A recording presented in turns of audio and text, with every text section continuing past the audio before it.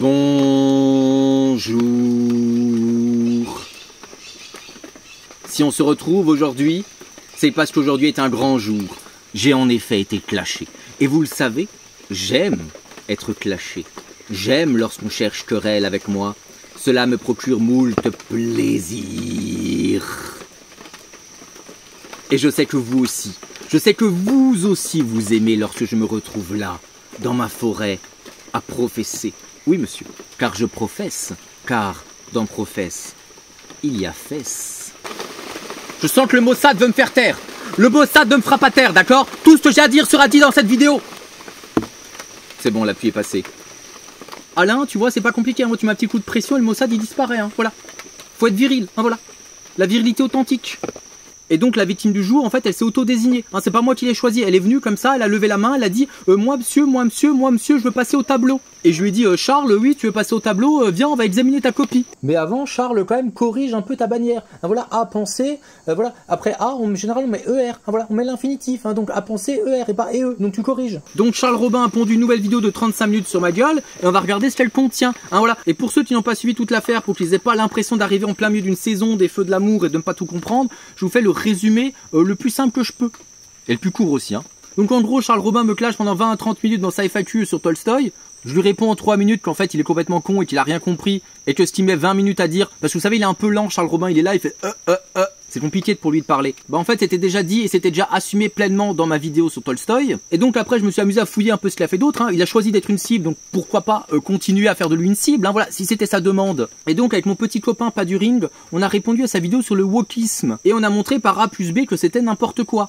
Et enfin, lorsque j'ai fait un tâté, hein, voilà, j'ai enchaîné les ennemis, les adversaires, tous à la fois avec une seule main, et ben j'ai introduit Charles Robin et on a attaqué sur son raoultisme, hein, parce que c'est un raoultien, hein, voilà, faut le savoir. Sur sa bande dessinée de merde et sur ses attaques aux zététiciens. Hein, voilà. Donc j'espère que là, notre ami Charles Robin, bah, qui va faire une vidéo de 35 minutes, qui va répondre sur tous ces points. Hein, ce serait dommage qu'il n'y réponde pas, qu'il passe finalement à côté du cœur du sujet. Hein. Ce serait vraiment dommage que tu fasses ça, Charles. Hein, que tu ne répondes que sur quelques petites attaques, quelques petites pitches que je t'ai lancées, hein, comme ça, comme on jette des olives à un chien en fait. Et que le chien il a fait et qu'il ne fait qu'aboyer. Ce serait dommage que tu aies fait ça, Charles. Que tu te sois comporté comme le chien. Et donc là c'est facile, on va juste prendre sa vidéo, on va couper, on va lui expliquer pourquoi, parce qu'en fait il raconte n'importe quoi. Alors faut savoir que cette vidéo il a mis plus de 2 mois à la faire, hein, c'est pour dire que là pendant 2 mois, ça fait 2 mois qu'il cogite. Le mec il est en train de ronger le frein, de se dire oui il m'énerve, faut que je lui réponde, et le seul truc qu'il arrive à produire, c'est ça. D'accord, c'est bien ça qu'il faut comprendre, c'est l'apogée de la pensée de Charles Robin, c'est cette vidéo qu'on va voir, ça. Il a mis 2 mois de réflexion pour faire ça. Moi j'étais passé à autre chose, moi je voulais parler de Bastien Vives, mais là il m'oblige à revenir. Hein, on aurait pu parler de moralité, dans l'art et tout, des choses très intéressantes. J'aurais pu me faire traiter de pédophile et tout, bref, la routine. Mais bon, vu le bordel qu'est en train de faire l'affaire Bastien Vives, je pense que j'aurai largement le temps d'y revenir, voire même si jamais j'y reviendrai à froid, parce que je trouve que c'est un sujet qui est extrêmement intéressant. On parle de morale et on parle d'art, vous doutez bien que je suis comme un poisson dans l'eau. Bon allez, Charles, allez, à toi la parole, allez, vas-y dis-nous.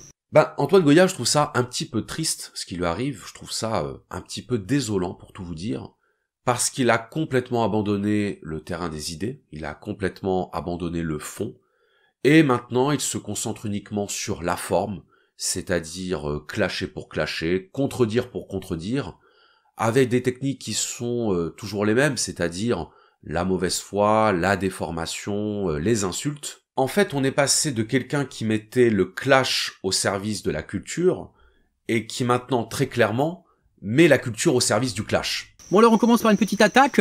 Alors oui, c'est très bien de m'attaquer, de dire que maintenant je fais plus que du clash, mais encore faut-il le prouver. Hein, voilà, par exemple je prends mes dernières vidéos, hein, là je défile. Cite-moi une vidéo où il n'y a que du clash. Je t'en prie. J'attends ta réponse, hein, Charles, je veux ta réponse. Le nom de la vidéo, hein, voilà. Mais maintenant on a quelque chose de plus qui est carrément la schizophrénie. C'est-à-dire qu'Antoine Goya arrive à se contredire, non seulement d'une vidéo à l'autre, mais même d'une phrase à l'autre. Ben alors, Charles, qu'est-ce qui se passe, Charles? Mais qu'est-ce que tu es en train de nous raconter, là, Charles? Ben, est-ce que t'as un doctorat de médecine, Charles? Est-ce que t'as un petit doctorat pour t'amuser à poser des diagnostics comme ça? Charles, c'est une vraie question, hein, parce que attention, hein. Tu poses un diagnostic, mais l'exercice légal de la médecine, ça peut coûter cher. Donc, ce serait très intelligent, là, maintenant, hein, petit coup de pression, que tu changes ton titre, et que tu coupes cette partie de la vidéo. Surtout que bon, je sais pas si traiter les gens de schizophrènes, d'ailleurs tu n'as pas l'air de savoir ce que c'est que la schizophrénie. Hein. Schizophrénie, en général les gens ils entendent plus des voix, hein, c'est pas forcément des mouvements de personnalité. Hein. C'est plutôt les gens ils entendent des voix, comme Jeanne d'Arc par exemple. Mais si toi t'as 15 ans et ça te fait rire de te moquer des schizophrènes, ben, qui suis-je pour juger? Qui suis-je? Peut-être que si t'as 15 ans dans ta tête, t'échapperas à la prison. C'est-à-dire que dans ces 3 vidéos de réponse, Antoine Goya a soigneusement esquivé la question de Tolstoï. En fait, ça c'est quelque chose que j'ai remarqué chez lui, c'est que quand il est pris en défaut sur un sujet, sa technique c'est de parler d'autre chose. Alors, il a quand même essayé de me répondre sur Tolstoï. Bon, et après, il s'embrouille sur 2 minutes sur est-ce que j'ai répondu à sa vidéo sur Tolstoï ou est-ce que j'ai pas répondu à sa vidéo sur Tolstoï. C'est pas ça qui m'intéresse. Ce qui m'intéresse, c'est ce qu'il va dire ensuite. Mais ce qui est vraiment amusant, c'est qu'Antoine Goya ait ressenti le besoin de recourir à des attaques personnelles, alors que dans le même temps, il est le premier à dire que quand on utilise des attaques personnelles, c'est la preuve qu'on n'a rien à répondre sur le fond. Donc moi, ce que j'aimerais savoir, c'est comment on fait pour, d'un côté, dire que les attaques personnelles, c'est le niveau 0 de l'argumentation, et d'un autre côté, utiliser des attaques personnelles pour répondre à quelqu'un, à moins d'être schizophrène. Attends, moi j'ai dit qu'on fait des attaques perso lorsqu'on n'a plus rien à répondre sur le fond.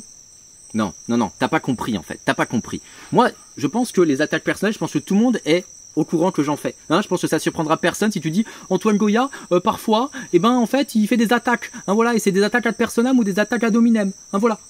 Je pense que ça surprendra absolument personne. Tout le monde le sait. Mais en fait, ce que t'as pas compris, c'est que derrière mes attaques, il y avait autre chose en fait. Moi, l'attaque ad personam ne me dérange pas. Elle me dérange pas parce que c'est pour le spectacle. Nous sommes au théâtre, monsieur. Ce qui me dérange, c'est lorsqu'il n'y a que ça. Parce que lorsqu'il n'y a que ça, qu'est-ce que ça dit de la personne qui est en face? Ça veut dire qu'elle a été incapable d'atteindre ton argumentaire.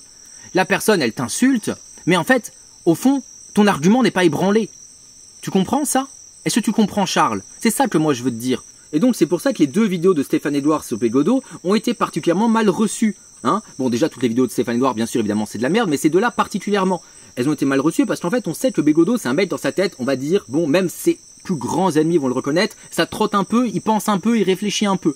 Et donc du coup, résumer en fait sa pensée à des petits extraits de 10 secondes totalement malhonnêtes pour après dire tu vois, regarde, il bouge de la main, il a l'air d'être homo, franchement, oh là là, il a l'air d'être homo, tout en reprenant les blagues de Dieudonné sur le fait que ce qui en sortira n'ira pas à la maternelle, ou les blagues de Soral, c'était ni très original en termes d'humour, ni le sommet de l'intelligence, et que du coup, il avait pas du tout écorné la pensée de Bégodeau. Et donc Bégodeau, qu'est-ce qu'il fasse à ça? En fait, Stéphane Edouard s'est juste ridiculisé en étant incapable de produire un argumentaire. Mais s'il avait fait ses petites blagues, mais qu'il avait réussi à produire une critique intéressante et valide de François Bégodeau, en fait ça serait passé crème.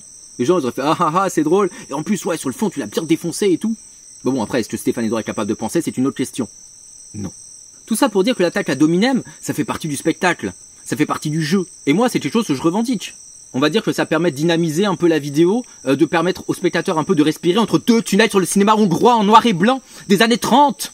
Donc en fait, Charles, t'es passé à côté de mon propos. Les attaques ad hominem, oui, mais pas que. Donc la prochaine fois que je ferai une attaque ad hominem, tu te diras, ok, mais est-ce qu'il y a autre chose derrière? Est-ce qu'il y a autre chose derrière? Oui, il y a autre chose derrière. T'inquiète pas, il y a autre chose derrière. On va te défoncer, on va te défoncer. Tu vas pleurer. Et donc ce qui est marrant, c'est que dans sa vidéo, Charles Robin, il répond que aux petites attaques ad hominem que j'ai disséminées ça et là. Il répond qu'à ça, il répond pas sur le fond. Sur le fond, on n'entendra pas Charles Robin. Voilà, il fait, oh non, je suis pas là, je ne vois pas, non. Par contre, dès que j'ai fait une petite pique, voilà, par exemple, voilà. Donc oui, vous avez bien entendu. Pour me faire dire que l'art était lié à la beauté, il a montré un extrait dans lequel je ne parlais pas de la beauté.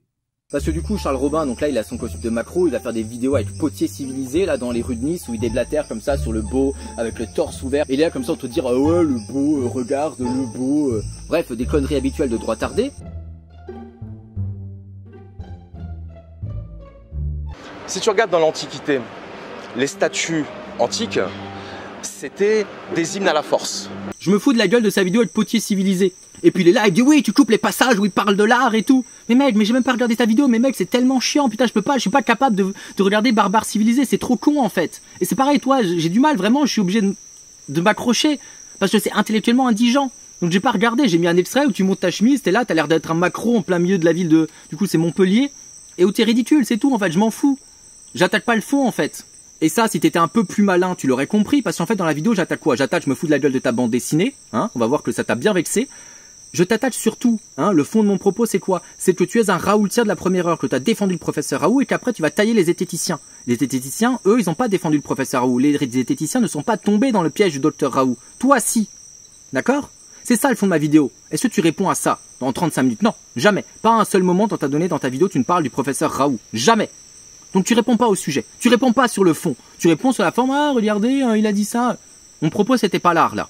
Mon propos, c'est que ta chemise, elle est moche. Et que bon, t'es quand même un Raoultien. Alors, sur ma bande dessinée, c'est magnifique, parce qu'après nous avoir expliqué sur tous les tons que la beauté en art, on s'en foutait, il reproche à ma bande dessinée d'être moche. Mais c'est juste moche, c'est dégueulasse. C'est ça le beau pour toi? C'est ça le beau? Mais non, mais c'est dégueulasse, c'est immonde. Et donc là, on a quelque chose qui illustre parfaitement ce que je suis en train de dire. C'est-à-dire que moi, je fais une critique de fond. Je fais une critique sur la qualité du dessin qui est vraiment désastreuse. D'accord? C'est une critique technique. C'est dégueulasse, c'est moche, c'est laid. Bon. Et donc toi, plutôt que défendre la technique de dessin utilisée, d'expliquer pourquoi est-ce que toi, ce dessin, tu le trouves intéressant? Pourquoi est-ce que tu as choisi ce dessinateur-là? Parce qu'en fait, en vrai, il y a aucun de tes abonnés qui trouve ça beau, hein. Tout le monde trouve ça dégueulasse, hein. Tu vas t'amuser à dire, oui, mais Antoine Goya, il a dit, oui, mais bon, en fait, ça n'a pas besoin d'être beau pour être de l'art. Sauf qu'à aucun moment donné, c'est la question. La question, c'est pourquoi est-ce que toi, tu as choisi un dessinateur qui dessine aussi mal? Pourquoi tu as choisi un dessin aussi moche? Alors que tu aurais pu faire de ta bande dessinée un art poétique qui correspond à tes valeurs de l'art à toi. D'accord? Qui vont, du coup, inclure le beau. Moi, je m'en fous de la qualité des dessins d'une bande dessinée. J'aime des bandes dessinées avec un dessin dégueulasse. Vous avez juste des traits, des bâtons, je m'en fous. Moi, je pose la question, pourquoi est-ce que toi, tu as choisi ce dessinateur-là? Pourquoi est-ce que toi, ta bande dessinée, tu as choisi quelque chose d'aussi laid et pourquoi tu ne choisis pas de montrer la voie? Surtout que si tu regardais plus mes vidéos ou si tu lisais mes critiques sur Sens Critique, je dis ça de tête comme ça, mais bon voilà, je suis sûr, on fait une recherche Google, on tape laid ou bien dégueulasse ou bien immonde sur Sens Critique avec moisi, je pense que vous allez tomber sur toutes les critiques où j'utilise ces mots-là, et à mon avis il y en a pas mal, hein, parce que dégueulasse c'est un mot que j'aime beaucoup. Parce qu'en fait ce que tu n'as pas compris c'est qu'une œuvre d'art peut être mauvaise, et la laideur peut participer à sa nullité. J'ai pas dit que laideur égale nullité. Je dis qu'elle peut participer à sa nullité. Moi, je pense que Zack Snyder, c'est un cinéaste dégueulasse qui fait des plans immondes et que ça participe à la nullité de son cinéma. D'accord? Moi, par contre, je disqualifie ta bande dessinée en tant qu'art parce qu'il n'y a aucun processus artistique derrière. Voilà. Pas parce qu'elle est moche. Même si sa laideur participe en fait à révéler le fait qu'il n'y a aucun processus artistique derrière. C'est compliqué. Je sais, c'est compliqué. Mais tu vas t'en sortir. Tu vas comprendre. Tu vas cogiter un peu. Ça, c'est un manuel scolaire, hein, carnet de réussite des éditions Hatier, auquel j'ai collaboré d'ailleurs. Tu vois, ça c'est mon petit logo. Et tu vois, à l'intérieur de ce manuel, bah là, on a effectivement des définitions, on a des mots-clés, on a des cartes mentales. Et puis là, tu vois, on a une bande dessinée. Alors tu vois, ça se présente sous une autre forme, c'est plus grand déjà. Et puis bah à l'intérieur, qu'est-ce qu'on a? On a des dessins. Voilà, on a des dessins, on a du texte. C'est très différent. Donc tu vois, la bande dessinée ici, et là, le manuel scolaire.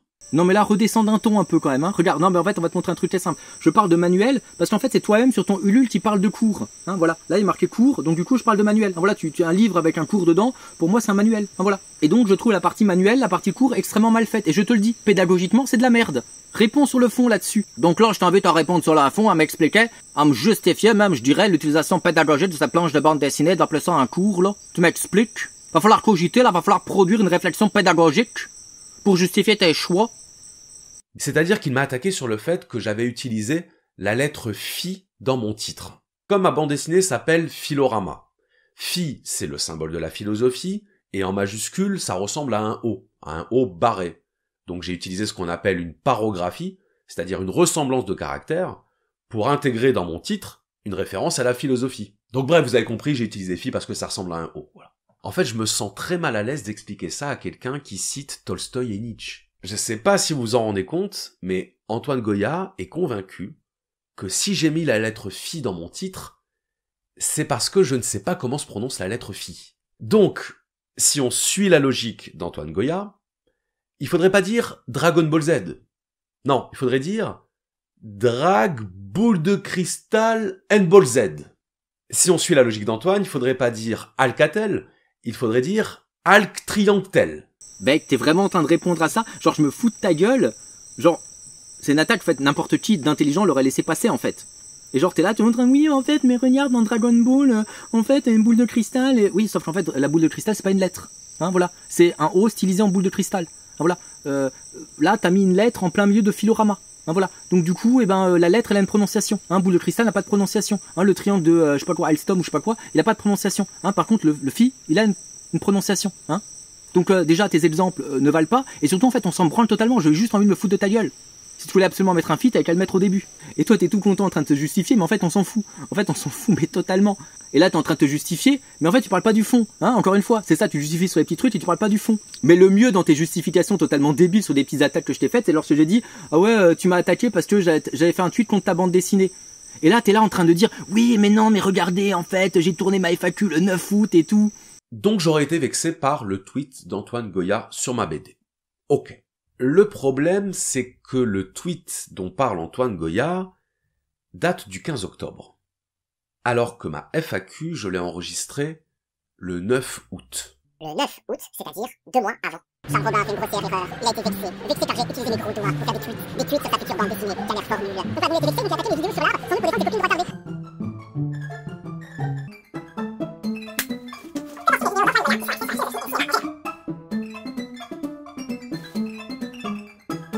Putain mais mec, mais en fait on s'en branle, t'es là en train de justifier, de montrer une capture d'écran de toi qui fait le truc. Mec, en fait, on s'en branle. Déjà, je me pose la question, pourquoi tu tournes FAQ le 9 août pour la sortir fin octobre? Bref, t'es en train de répondre sur les petits trucs, mais sur le fond, hein, sur le wokisme et sur ton raoultisme, il n'y a pas grand monde, hein, voilà, il y a toujours personne. Antoine Goya a fait sa deuxième vidéo sur moi pour critiquer mon épisode sur le wokisme. Ah, enfin, il va rentrer dans le vif du sujet. Ah, on va enfin parler du fond.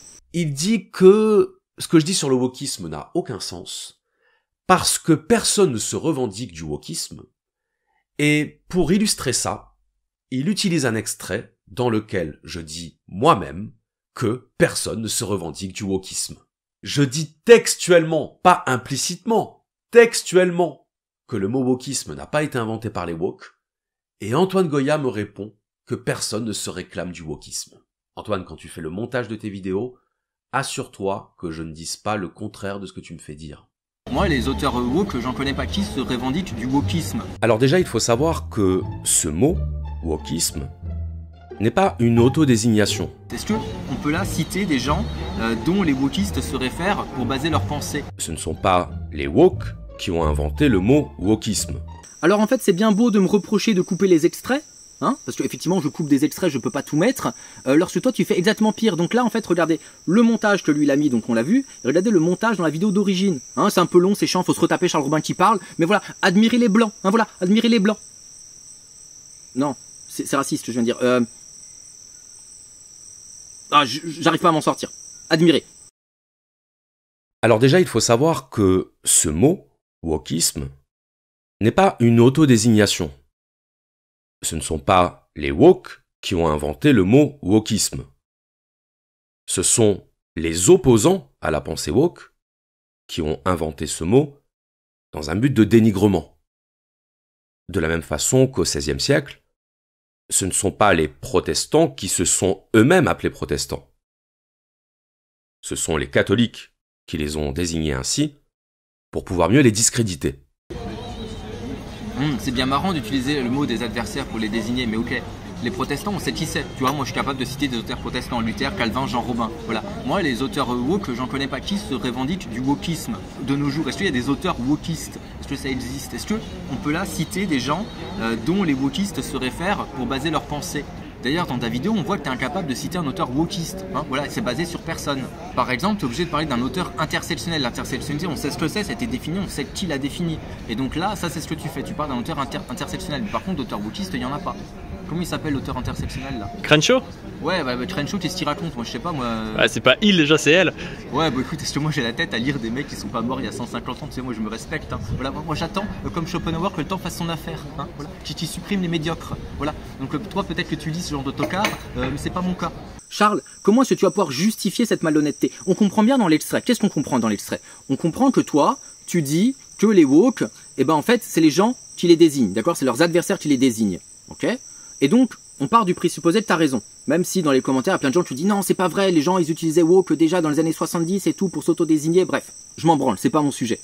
D'accord? Et donc, nous, ce qu'on te dit avec pas du ring, mon copain, mon amour. Mais moi, je vous garantis que ce qui sortira ira à la maternelle. C'est qu'en fait, si je te dis des auteurs protestants, je suis capable de citer des auteurs protestants. Nous, ce qu'on te demande, c'est de citer des auteurs woke. Et dans toute ta vidéo, t'en cites pas. D'accord? Si c'est un mouvement qui désigne des gens extérieurs, on est capable normalement de définir qui sont les penseurs woke et de lister une série de penseurs. De dire machin c'est un penseur woke, machin c'est un penseur woke, machin c'est un penseur woke. Et qu'en fait, il y a un lien entre ces différents penseurs, qu'on est capable de dire qu'ils sont dans une même école de pensée. D'accord? Ça, dans ta vidéo, tu ne le montres pas. Ça, c'était notre critique de fond. Et toi, notre critique de fond, qu'est-ce que tu es en train d'en faire? Tu es en train d'en faire de la merde, en fait. Tu es en train de faire un montage malhonnête. Hein? Voilà, un montage malhonnête, on l'a vu, ton montage malhonnête, pour, en fait, nous faire dire qu'en fait, on n'a pas compris ce que tu disais. Mec, mais tu te fous de la gueule de qui, en fait? De qui tu te fous de la gueule? Mais toi, voilà, tu coupes et tu fais des montages malhonnêtes, mais c'est pas grave, hein, voilà. Toi, t'es pur, hein, toi, tu es pur. Les gens qui te suivent et qui vont tomber sur cette vidéo, crois-moi bien que c'est pas à moi qu'ils vont en vouloir. C'est à toi qu'ils vont en vouloir de les avoir pris pour des imbéciles. C'est à toi qu'ils vont en vouloir d'avoir voulu les manipuler de manière aussi grossière, juste pour satisfaire ton ego de clasheur. Parce que nous, notre propos avec Pas du Rime, c'était qu'en fait, woke, c'est une attaque un peu comme ça qu'on balance à tout va pour disqualifier la personne en face. Et qu'en fait, on peut qualifier un peu de près tout le monde et n'importe qui de woke. D'ailleurs, dans ta vidéo, on voit que t'es incapable de citer un auteur wokiste. Hein, voilà, c'est basé sur personne. Ce sont les opposants à la pensée woke qui ont inventé ce mot dans un but de dénigrement. Et donc là, ça c'est ce que tu fais, tu parles d'un auteur intersectionnel. Par contre, d'auteur wokiste, il y en a pas. Comment il s'appelle l'auteur intersectionnel là? Crenshaw? Ouais, bah Crenshaw, qu'est-ce qu'il raconte? Moi je sais pas, moi... Ah, c'est pas il déjà, c'est elle. En fait, mais là tu réponds pas. Nous, avec Pas du Rime, on te demande un auteur woke. D'accord? Dans ta vidéo, tu ne cites aucun auteur si ce n'est Crenshaw. Crenshaw qui n'est pas un auteur woke, mais qui est un auteur intersectionnel. Intersectionnalité dont tu as donné une mauvaise définition, on t'a corrigé, mais là tu réponds pas.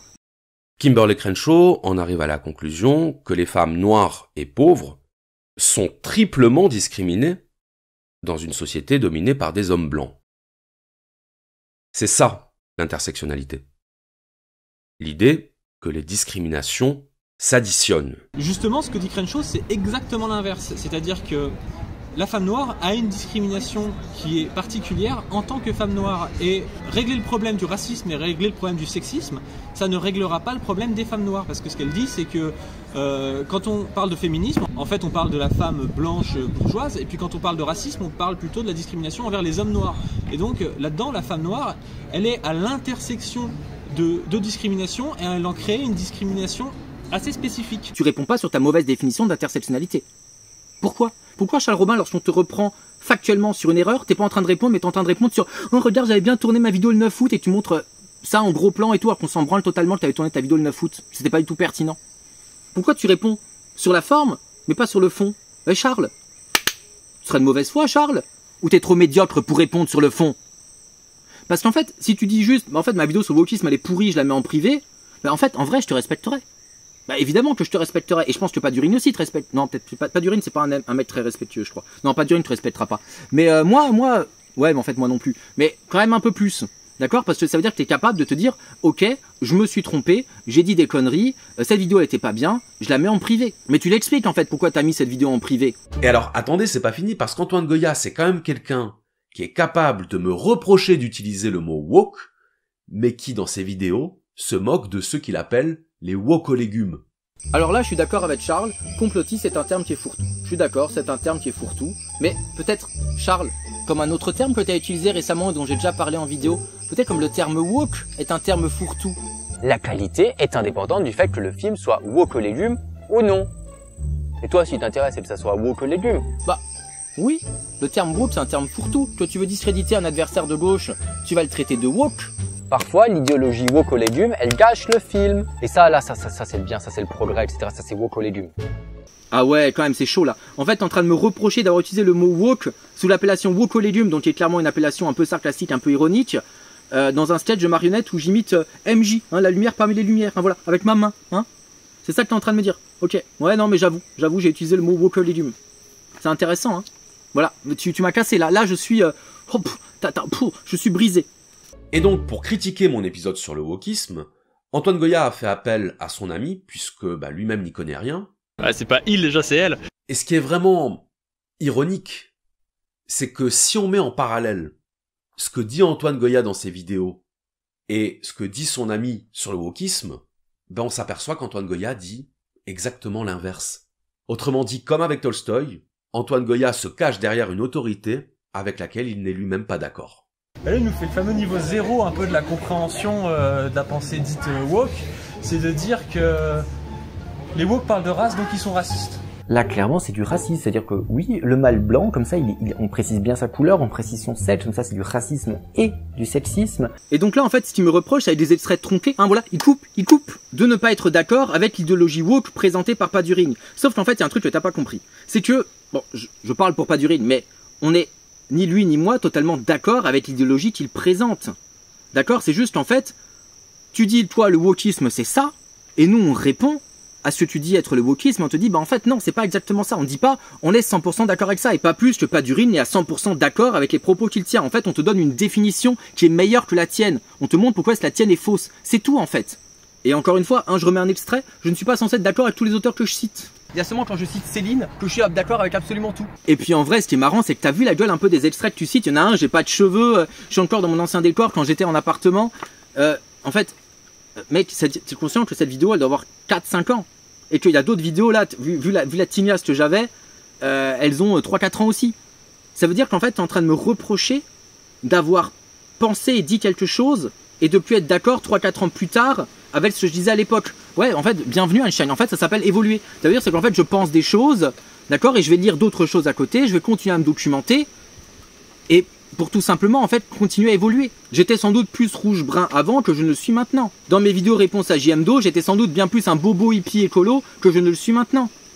Parce que j'ai expérimenté le bobo écologie avec des panneaux solaires et tout, et j'en suis revenu. Hein, voilà. Je me suis dit vivement qu'on mette des centrales nucléaires en Guyane. Toi, je peux comprendre que ta pensée s'est arrêtée à 15 ans et que tu n'évolues plus et tu racontes toujours les mêmes conneries que tu racontais quand tu avais 15 ans. Moi, c'est pas mon cas.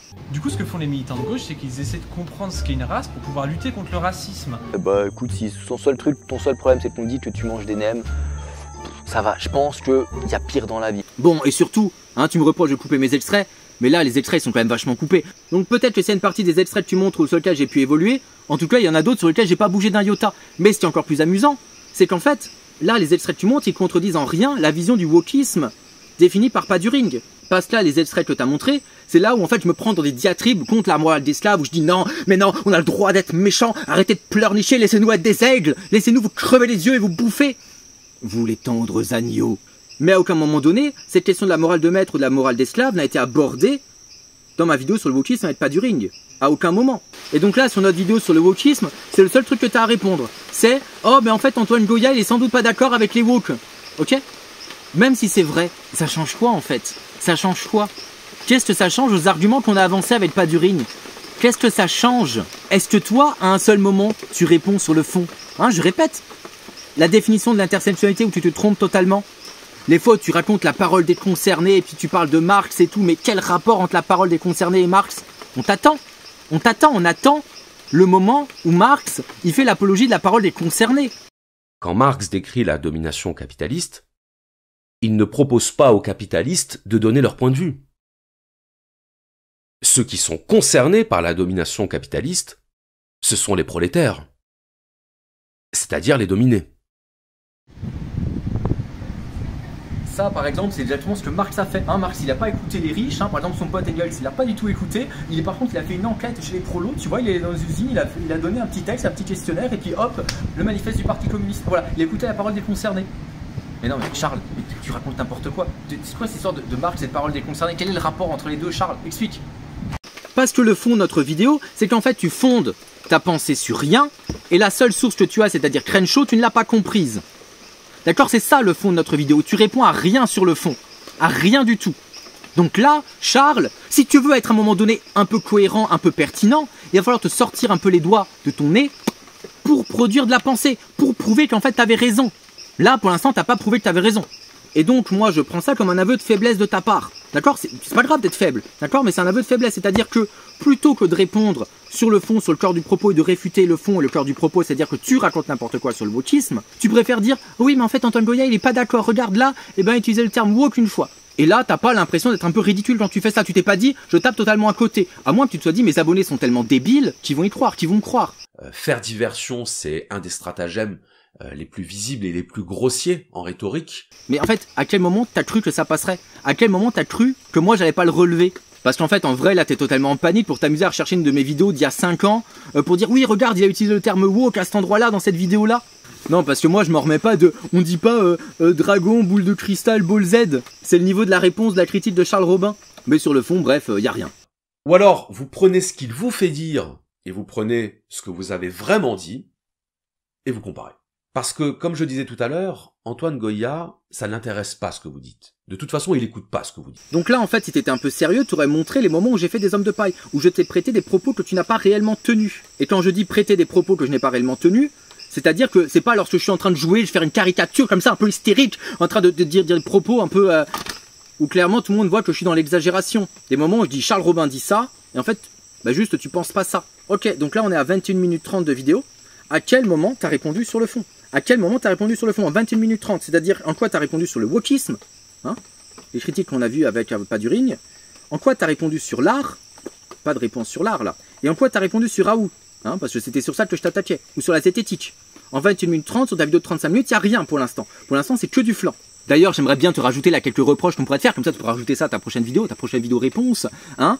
C'est par exemple, après mon tâté, hein, je t'ai enchaîné avec Idriss Aberkan, hein, vous étiez en PLS comme ça, par terre. D'ailleurs, tu ne réponds pas plus tard non plus à mes arguments, et donc ça m'excite de revenir sur tes non-arguments. Je suis toute chose. C'est qu'en fait, les gens m'ont dit, mais en fait, il a aussi sucé Aberkan. Hein, t'as pas juste sucé Raoult, t'as aussi sucé Aberkan. Et donc du coup, métaphoriquement, hein, voilà, c'est une image. Où en fait, t'as fait 2 vidéos sur Aberkan, et il y en a une, on t'a trouvé peut-être légèrement trop critique avec lui, et donc immédiatement t'as refait une vidéo pour dire « Oh non, non, regarde, je l'aime bien Aberkan, il y a eu des idées formidables et tout ». Pourquoi est-ce que ces 2 vidéos, elles sont en privé? Pourquoi est-ce que ces 2 vidéos ont été supprimées? Charles, raconte-nous, explique-nous. Pourquoi est-ce que moi tu me reprocherais d'avoir changé d'avis sur le wokisme, et que toi tu peux supprimer comme ça tes vidéos sur Aberkan, comme ça, dès que hop, tu vois, ça commence à trop craindre de se te montrer pro Aberkan. Parce qu'en fait, moi je vais te raconter un truc, ça me pose pas de problème que tu changes d'avis sur Raoult ou sur Aberkan. Ce qui me pose problème, c'est que tu vas cracher sur les zététiciens qui avaient bien compris que Raoult et Aberkan c'était des arnaques. D'accord? Ils l'avaient compris. Toi tu vas cracher sur les zététiciens tout en louant Raoult et en louant Aberkan. Et après, dès que en fait, c'est plus, comment dire, entendable de défendre Raoult et défendre Aberkan, tu fais comme si rien ne s'était passé. Mais tu fais pas une publication, un truc genre je me suis planté, je me suis trompé. Tu produis pas une pensée qui va dans ce sens-là. Juste tu supprimes. Et t'as bien gratté leur communauté, hein, parce que les Raoultiens, les Aberkaniens et tout, hein, ils sont quand même hyper actifs sur les réseaux sociaux, ils sont un peu hyper nerveux, et si on dit du bien de leur gourou, ils sont hyper à fond. Donc t'as bien ramassé leur communauté. Tu l'as ramassé. Et après, hop, tu supprimes. Mais t'as gardé la communauté. Hein. Moi, j'appelle ça être un peu malhonnête. Tu vois, par exemple, moi, au niveau du Covid, je pense j'avais plein de mecs qui étaient un peu souverainistes, un peu anti-vax et tout. J'ai affiché mon côté pro-vaccin. J'ai affiché mon côté anti-Raoult. J'ai pas tenté de ménager la chèvre et le chou. Ça s'appelle l'honnêteté. Donc là, moi, maintenant, ce que je veux que tu dises, c'est que tu dises à tes abonnés qui sont pro-Raoult et pro-Aberkan, c'est oui, j'ai supprimé parce que ces 2 mecs, en fait, ils racontent n'importe quoi, ils sont nuls. Ça, je veux que tu le dises. Je veux que tu aies l'honnêteté de le dire. Et comme ça, malheureusement, peut-être que les gens ils vont se désabonner, ils vont dire « Ah non, quoi? Il a osé dire du mal du professeur Raoult ?» Et hop, je me désabonne. Par exemple, Antoine Goya dit que je cherche absolument à me faire passer pour quelqu'un de neutre. L'ennui, c'est que dans l'entretien que j'ai fait avec Absol, je dis explicitement que la neutralité n'existe pas. Je crois que je dis même de mémoire, la neutralité, ça n'existe pas, c'est du pipeau, parce qu'on injecte toujours dans les auteurs notre propre sensibilité. Et ça, c'est pas quelque chose que j'ai dit une seule fois, c'est quelque chose que j'ai répété dans mes FAQ, dans mes entretiens, dès que j'en ai eu l'occasion. Eh ben non. Oh là, t'es vraiment en train de chouiner parce que j'ai dit que t'essayais de passer pour neutre. Mais mec, oui, t'essayes de passer pour neutre. Tu comprends ça ou pas que t'essayes de passer pour neutre? Je veux dire, quand tu prends comme ça, genre tu fais ton truc façon podcast avec un ton bien professoral, avec ta voix grave, où tu fais des lourds silences qui sont pleins de sens et tout, genre... Oh, regarde, les blancs, ils veulent embrasser le pied des noirs. Ça en dit long sur la société. Bah t'essaies d'avoir un air neutre, un air professoral comme ça, genre oh mon dieu, c'est la vérité, ça en dit long, c'est profond ce que je suis en train de dire. T'es pas en train d'assumer un côté partiel de la chose. Moi, tu me vois, je suis en train de gesticuler, je suis en train de raconter des conneries, je te fais des blagues. Et donc, du coup, on voit qu'il y a une part de subjectivité, que c'est moi, ma personne, que je mets en scène. Je suis pas en train de te dire la vérité vraie. Alors que toi, au contraire, t'essayes de faire de sorte de t'effacer le plus possible. D'ailleurs, je remarque dans ta vidéo, là, tu parles beaucoup plus vite que d'habitude, il y a moins de blanc. Est-ce que t'as pris des cours d'élocution pour pouvoir parler normalement et que ça soit intelligible pour le commun des mortels? Ou est-ce que t'es juste assez énervé et du coup t'es un peu nerveux? Moi, je pense que t'es nerveux. Bref. Tout dans la forme est là pour donner l'impression que t'es neutre, d'accord? Ne le nie pas, c'est comme ça. Et en fait, j'ai envie de te dire, on s'en fout de ce que tu dis en FAQ. Tu dis oui, j'ai dit plein de fois que j'étais pas neutre, que la neutralité était difficile à atteindre et tout. En fait, ça contredit en rien ce que je dis. Tu essayes, malgré tout, d'avoir l'air neutre. Regarde, on prend ta vidéo sur Eliel, on prend ta vidéo sur le wokisme, on prend ta vidéo sur n'importe quoi. On voit bien que t'es pas en train de dire oui, Eliel c'est ça d'après moi, ou le wokisme c'est ça d'après moi. C'est pas ce que t'es en train de dire. Il n'y a pas d'avertissement, il n'y a pas de précision sur le côté subjectif de ton analyse d'Hegel. Et c'est bien beau de parler de TFAQ, mais parlons-en un peu de TFAQ. Là, en fait, je vais être obligé de faire un coup bas, mais en fait, tout le monde s'en branle de TFAQ. C'est-à-dire que là, ta FAQ, là, tu parles de moi. Hein, donc normalement, tu clashes quelqu'un et tout, ça fait plein de vues, les gens, ils se précipitent pour voir ça. Ça fait combien de vues? Déjà, combien t'as d'abonnés? T'as plus de 700 000 abonnés. Ça fait à peu près 10 fois moins de vues que t'as d'abonnés. C'est-à-dire qu'en fait, pour moi, j'appelle ça un bid.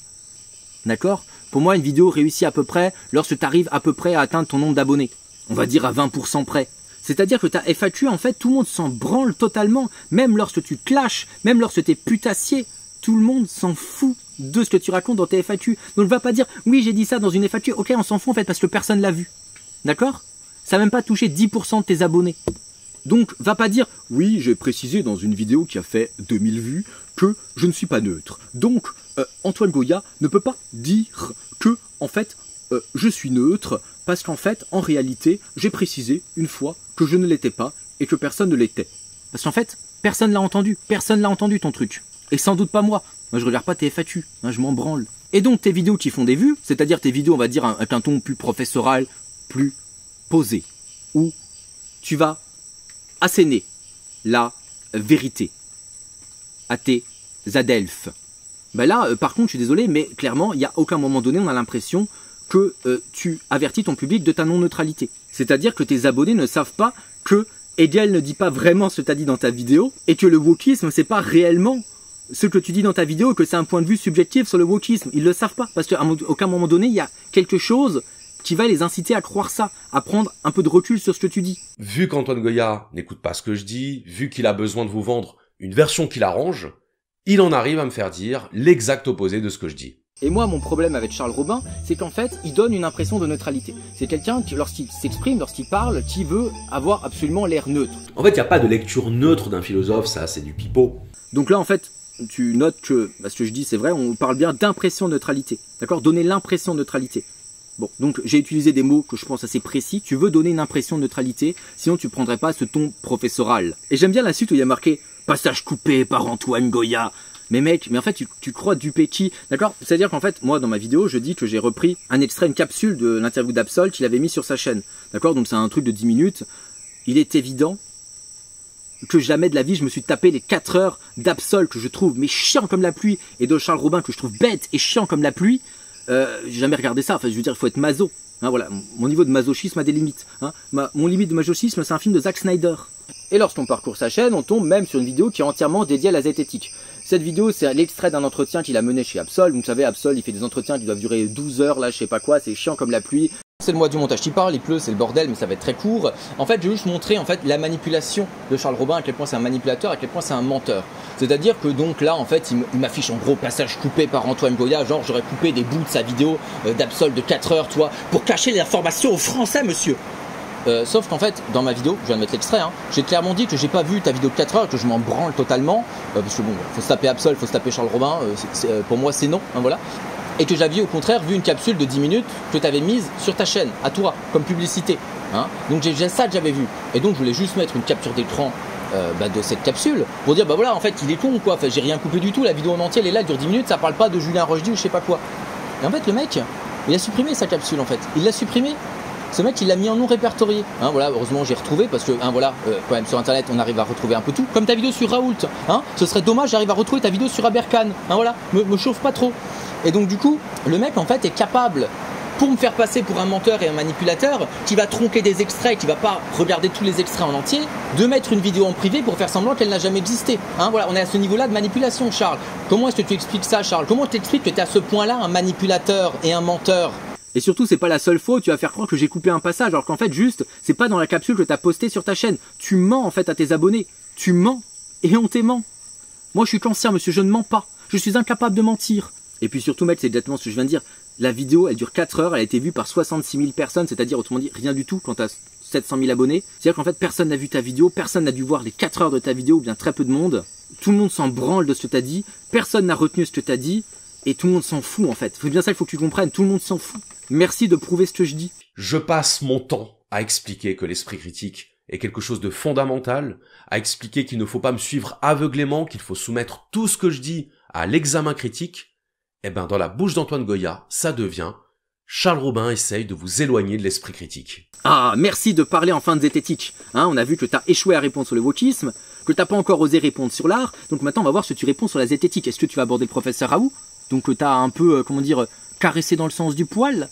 Non, évidemment que non. Donc, soi-disant, tu défendrais l'esprit critique et la zététique. Sauf qu'en fait, tes actions montrent exactement l'inverse. Hein, voilà, je veux pas reprendre le truc de Sartre, où en fait, ce sont tes actions qui comptent et pas tes intentions. À dire, oui, ça se trouve, en fait, je suis un grand auteur, mais j'ai jamais rien écrit. Hein, d'accord. Commence par écrire des grandes œuvres et après, tu seras un grand auteur. Pareil, commence par faire preuve d'esprit critique et après, on jugera que tu œuvres vraiment pour l'esprit critique.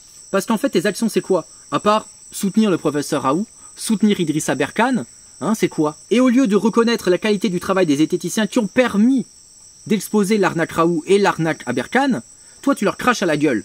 Alors que eux ils ont fait le travail, c'est pas toi qui as fait le travail.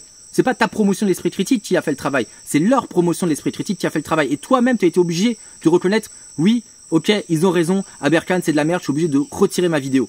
C'est eux qui te l'ont fait faire, ça tu le reconnais pas. C'est ça dont je parle dans ma vidéo. Et donc là, ce que j'aurais attendu dans ta vidéo, c'est dire, oui, ok, j'ai merdé, effectivement les zététiciens produisent un travail dont je m'inspire, parce que moi j'étais trop médiocre pour détecter l'arnaque Raoult dès le début. Moi, je l'avais détecté. C'est-à-dire que arriver et vous balancer ce que je pense, vous dire ce que je crois bien, ce que je crois mal, ce que je crois vrai, ce que je crois faux, ça n'a aucun sens si vous n'avez pas les outils pour évaluer, pour examiner, pour soumettre au jugement critique tout ce que je pourrais vous dire. Ok, t'es en train de nous raconter quoi là? Tu veux pas nous balancer dans la gueule les trucs sans qu'on ait les outils pour les examiner? Ok, en fait, alors là, c'est très simple en fait. Ça s'appelle citer ses sources. Est-ce que dans tes descriptions de vidéos, est-ce qu'il y a des sources?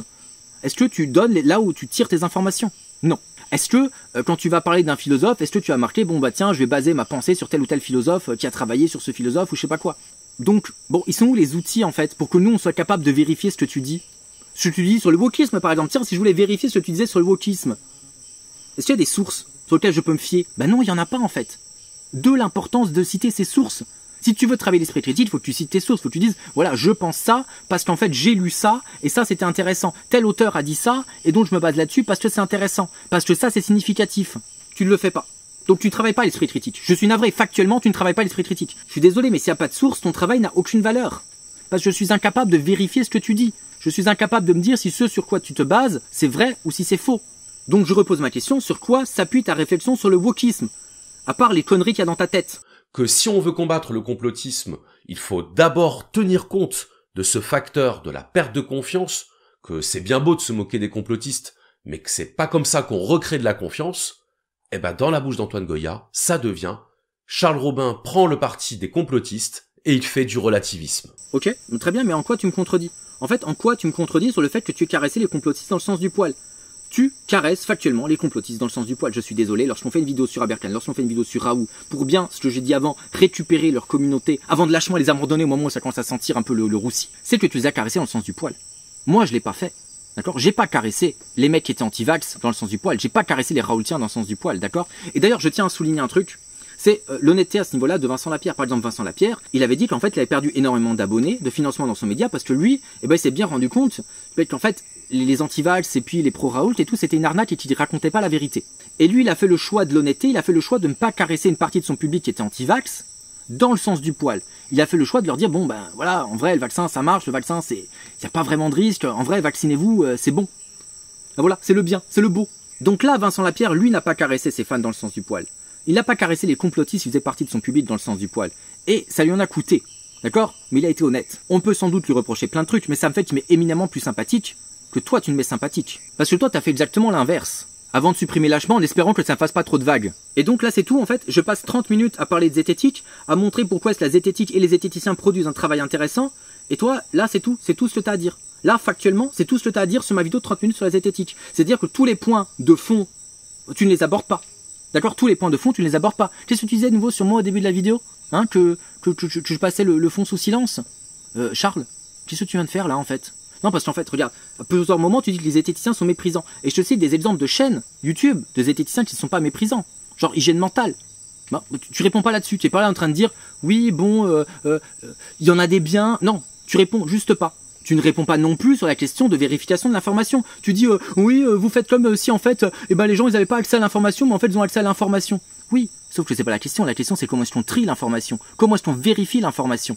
Tu réponds pas là-dessus. Parce qu'en fait, les zététiciens, eux, ils aident à faire ce travail de vérification des sources, de vérification de l'information. Tu réponds pas. Bon, je vais pas faire tous les points que j'ai abordés, ça dure 30 minutes, vous re-regardez ma vidéo, si vous voulez voir sur tous les points sur lesquels Charles Robin n'a pas répondu. Hein?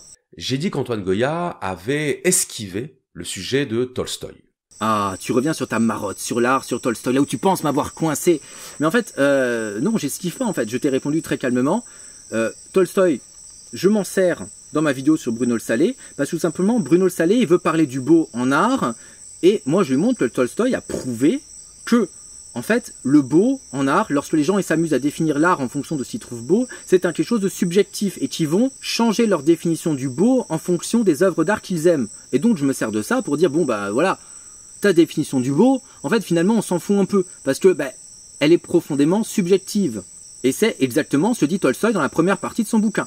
Ensuite, dans ma vidéo, j'ironise sur la fin du bouquin où Tolstoï il veut de l'art chrétien, ce qui n'est absolument pas mon cas. Je pense que tout le monde avait compris. Je vais te raconter un truc. Dans le bouquin de Tolstoï, donc je t'ai dit, après il s'en prend à la modernité, vous savez, à Monet, à Verlaine, à Baudelaire, etc. Et il dit, l'art, en fait, il y a deux façons de concevoir l'art. Il y a l'art actuel à son époque, du coup, qui considère comme un art élitiste. Donc pour lui, Monet, etc., c'est élitiste. Il ne parle plus au peuple. Il dit, l'art doit parler au peuple. Et pour lui, le seul art qui parle au peuple, c'est l'art chrétien. Donc voilà, donc on est là-dessus. Donc, j'ai bien respecté les propos de Tolstoï, j'ai restitué les propos de Tolstoï, même si je passe vite parce que clairement c'est pas mon propos, mais ils sont restitués, donc je ne fais pas dire à Tolstoï ce qu'il n'a pas dit. Je dis bien, Tolstoï arrive à cette conclusion, moi je ne suis pas d'accord. Et je dis aussi, Bruno le Salé n'est sans doute pas d'accord non plus avec cette conclusion. Je pense pas que Bruno le Salé il meurt d'envie d'avoir de l'art chrétien. Mais vas-y, montre-nous ton indigence intellectuelle. Et comme preuve de sa bonne compréhension de Tolstoï, il a affiché dans sa vidéo un extrait de la préface qui serait la preuve que le préfacier est d'accord avec Antoine. Et c'est également ce que dit le préfacier du bouquin. Voilà, peut-être que, regarde, moi j'ai une édition numérique toute pourrie, j'ai pas cette préface, mais toi tu l'as. Voilà. Et quand on regarde le résumé du livre sur internet, on voit, qu'est-ce qu'on peut voir? On peut lire cette phrase importante de la préface. Voilà. Donc toi, bon, peut-être ce livre ne l'as-tu pas vraiment lu, mais en tout cas le préfacier lui l'a lu, il l'a compris. Il a compris la même chose que moi. Et c'est là où on va s'amuser. Rappelez-vous ce que je reprochais à Antoine Goya dans ma précédente FAQ. Je lui ai reproché de tronquer les propos de Tolstoï pour les faire correspondre à ce qu'il cherchait à démontrer. Eh ben, devinez ce qu'a fait Antoine avec cet extrait de la préface. Il a fait la même chose. Antoine Goya a tronqué l'extrait de la préface qu'il vous a présenté. On est dans un niveau de culot difficile à imaginer.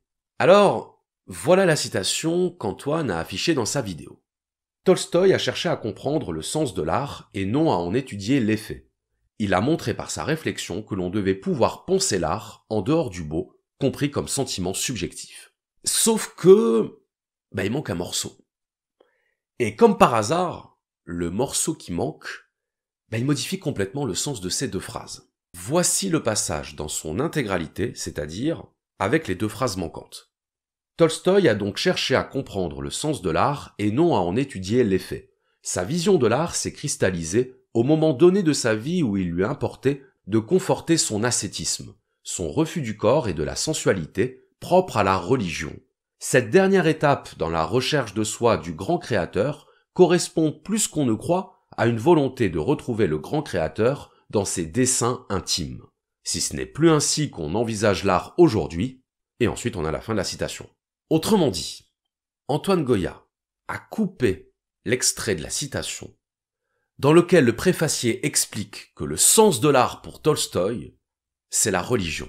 Mec, dans l'extrait que tu es en train de montrer, je dis que je n'ai pas lu la préface, que je n'ai pas la préface, que j'ai une édition numérique du livre dans laquelle il n'y a pas la préface. Pourquoi je n'ai pas la préface dans une édition numérique? C'est parce que Tolstoï est mort il y a plus de 70 ans. Donc le livre « Qu'est-ce que l'art de Tolstoï ?»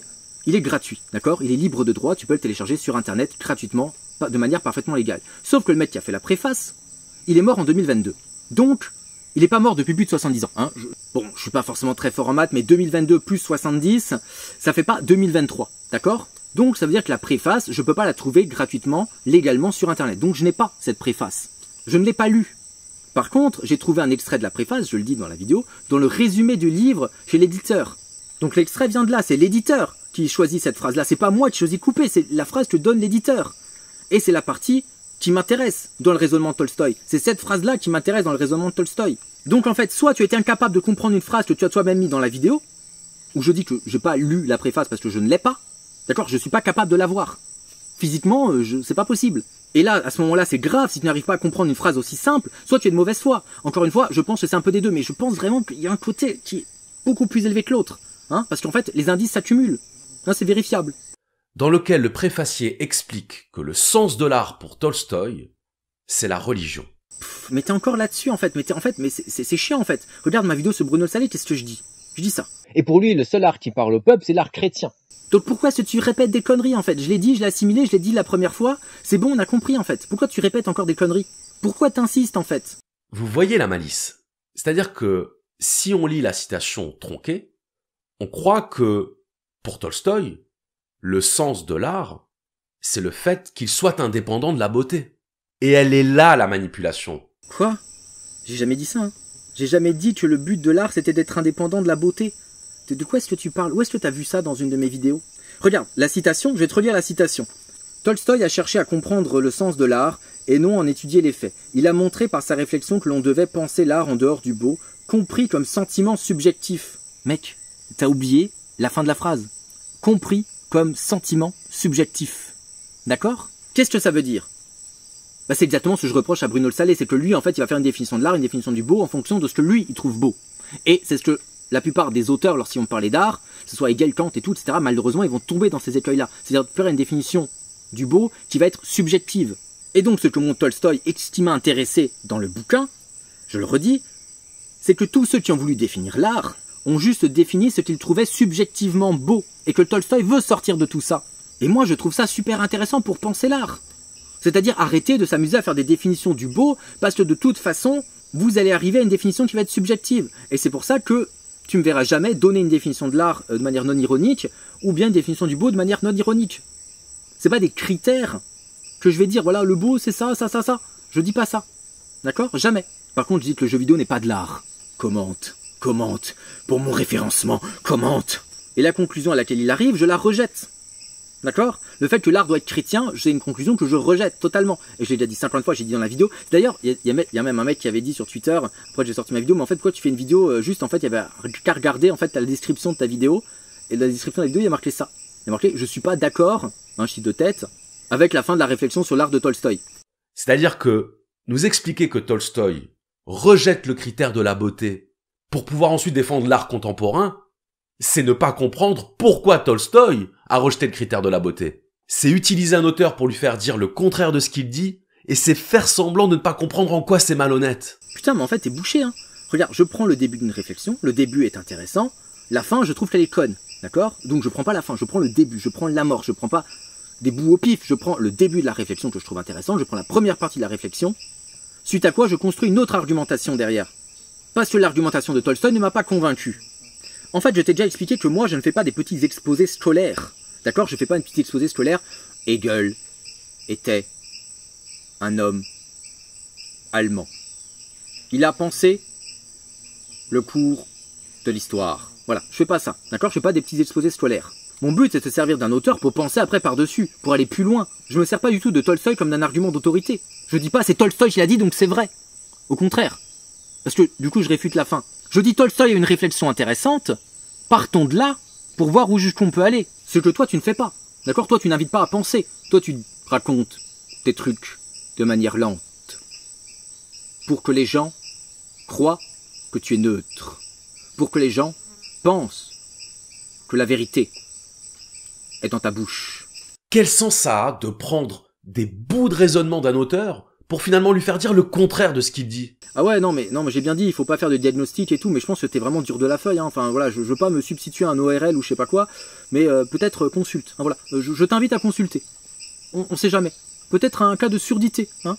La question c'est de savoir, est-ce que oui ou non, tu trahis la pensée d'un auteur quand tu le cites comme ça? Ou est-ce que je trahis la pensée de Tolstoï vu que je réfute cette pensée? Je la donne et je la réfute. En fait, c'est absolument incroyable à quel point t'es incapable de reconnaître que tout simplement, en fait, je puisse trouver le début d'une réflexion intéressante, mais la fin complètement conne. Imaginons, Antoine, par exemple, que demain, tu accèdes au pouvoir, et que dans ta folie totalitaire, tu décides de supprimer l'intégralité des partis politiques. Tu décides de supprimer tous les partis politiques parce que tu ne veux pas de concurrence. Donc tu décides de supprimer tous les partis politiques, et pour justifier ça, tu vas t'en référer à Simone Veil, la philosophe, qui était pour la suppression des partis politiques. Et tu sais pourquoi elle était pour la suppression des partis politiques? Parce qu'elle estimait que les partis politiques étaient des machines à fabriquer de la passion collective et qu'elles éloignaient le peuple du bien commun. Tu imagines un tyran qui citerait Simone Veil pour pouvoir justifier de supprimer les partis politiques? Eh ben c'est exactement la même chose que t'as fait avec Tolstoï. Aïe, mais putain, mais en fait, oh, c'est chaud en fait, c'est chaud d'être bête à ce point-là. Mec, tu penses que t'as fait une comparaison et donc que t'as raison. Mais enfin, j'ai rarement vu un truc plus idiot que ça en fait. Le mec, c'est bon, il a fait une comparaison, c'est bon, c'est la même chose, c'est exactement la même chose. Non, non, critique pas, non, surtout pas, c'est la même chose, c'est bon, on te dit c'est la même chose, critique pas. J'ai raison, j'ai raison. Ok, mais en fait, on s'en branle, d'accord? Je vais continuer à utiliser le début du raisonnement de Tolstoï pour invalider les propos de Bruno Salé, pour dire que cette définition subjective du beau ne tient pas et est totalement inintéressante puisqu'elle est subjective. D'accord? Et je vais en même temps continuer à dire que la définition du beau donnée par Tolstoï est tout autant subjective, et donc tout aussi inintéressante. Bon, un peu plus intéressante quand même que celle de Bruno Salé, on va pas se mentir. Bruno, tu me le reconnaîtras quand même. Parce qu'en fait, là, t'as une posture dogmatique, mais en fait, t'attaques pas mes arguments. T'as une posture dogmatique, tu dis non, on peut pas critiquer Tolstoï, tu commences le début du raisonnement, tu peux pas le trahir, comme ça, le trahir, dire que tu n'es pas d'accord avec la fin, il faut épouser la fin jusqu'au bout, Tolstoï. Tu le mets tout entier dans ta bouche et tu caresses comme ça. C'est ça que t'es en train de me dire, d'accord? Là, je veux bien isoler ce passage de la vidéo dans une vidéo réponse et dire, oui, là, on se rend compte que, en fait, Antoine Goya n'a pas compris ce que j'ai dit. Il modifie mes propos. C'est une caricature, c'est une caricature. Bon, d'ailleurs, tu es un peu une caricature toi-même. Donc tu comprends bien qu'en fait, ce qui compte, c'est la qualité des arguments. C'est-à-dire qu'en fait, mon argumentaire, à aucun moment donné, tu ne l'as, comment dire, serait-ce que l'effrité. Tu l'as pas fait. Pourquoi? Parce qu'en fait, tu t'es renfermé dans une posture dogmatique où c'est, on ne peut pas toucher comme ça. Si on commence un raisonnement d'un auteur, on peut pas s'arrêter au milieu et dire la merde après, c'est de la merde, et on garde juste le début. Non, il faut utiliser tout le raisonnement. Voilà. Sauf qu'en fait, bah, j'ai produit des arguments. À aucun moment donné, tu ne les contredis. Donc en fait, tu as juste une posture dogmatique, et moi, j'ai pas ce dogme-là, en fait. Ce que tu appelles du bricolage, moi, j'appelle ça de la pensée. D'accord? C'est des de réflexion de philosophes, de penseurs, avec lesquels on n'est pas forcément d'accord, pour se faire sa propre pensée. D'accord? Moi, je ne fais pas de la restitution bête et méchante de philosophes, hein, voilà. Tout en pervertissant un peu leur message au passage, hein, parce que tu n'es pas très intelligent pour tout comprendre. Parce qu'à quel moment est-ce que tu as attaqué le fond de ma vidéo? À quel moment est-ce que tu as attaqué le fond de ma vidéo sur Bruno le Salé? Aucun moment. À quel moment tu as attaqué le fond de ma vidéo sur le wokisme? À aucun moment. On a vu que tu as été malhonnête, tu as utilisé un montage vidéo particulièrement malhonnête pour essayer de faire... Non Mais sur le fond, il n'y a aucune réponse. Donc moi, je prends ça comme une vidéo sur l'art moderne qui est particulièrement solide, vu que tu as été incapable de produire un vrai argument qui ne soit pas un argument dogmatique. Genre, non, il faut pas faire ça. Parce que c'est la loi, tu ne fais pas ça, c'est la loi. It's the law. Le mec, c'est Judge Dredd. Et tu as été incapable de répondre sur le fond à ce que je te raconte sur les zététiciens, à l'importance de leur travail. T'as été incapable de répondre là-dessus, d'accord? Alors que moi, j'ai prouvé qu'en fait, factuellement, tu étais du côté des complotistes. Que factuellement, tu faisais la promotion du complotisme en soutenant Raoult et Aberkan avant de te rétracter. Faire non, c'est bon, je suis pur. Donc en fait, Charles, c'est là-dessus qu'on veut des éléments de réponse. C'est pas sur, oh là, il fait une petite pique quand même, il a dit qu'en fait, le titre de ma BD, c'était Philophrama, en plus, il a dit qu'elle était moche, alors qu'en fait, lui, il a dit, en fait, la beauté en art, en fait, l'art n'a pas besoin d'être beau. On s'en fout, en fait. C'est pas ça qui est intéressant. Ce qui est intéressant, c'est pourquoi est-ce que toi, esthétiquement, tu as choisi d'avoir des illustrations aussi dégueulasses? Comment est-ce que tu les justifies esthétiquement? D'accord? C'est ça qui est intéressant. Comment est-ce que tu justifies que toi, qui fais des vidéos sur l'art et sur le beau, tu te retrouves à faire un truc qui est cette gueule-là? Comment est-ce que tu arrives à dire je fais la promotion de l'esprit critique pour ensuite te retrouver à faire des vidéos pro-Aberkan et pro-Raoult? Comment tu peux chier sur les zététiciens alors que eux-mêmes, ils ont fait le travail qui t'ont permis en fait de te rendre compte que c'était complètement con de sucer Aberkan et sucer Raoult? Comment est-ce que tu peux faire une vidéo sur le wokisme tout en prétendant promouvoir l'esprit critique alors que tu es incapable de citer la moindre source, le moindre auteur qui soit woke? Sur quoi se fonde ta pensée? Tu es incapable de le dire. Donc tu ne fais pas la promotion de l'esprit critique. Vu qu'on ne sait pas sur quoi tu te bases, t'avances des trucs comme ça, au petit bonheur la chance. Tout en te prétendant neutre, hein, j'insiste. Bon, je suppose que Charles, on aura la réponse d'ici 2 mois. Hein, voilà, le temps que tu puisses rajouter des blancs dans tes phrases. Hein, voilà, histoire que ça paraisse bien raciste. Plus de blancs. Et lutte contre le grand remplacement.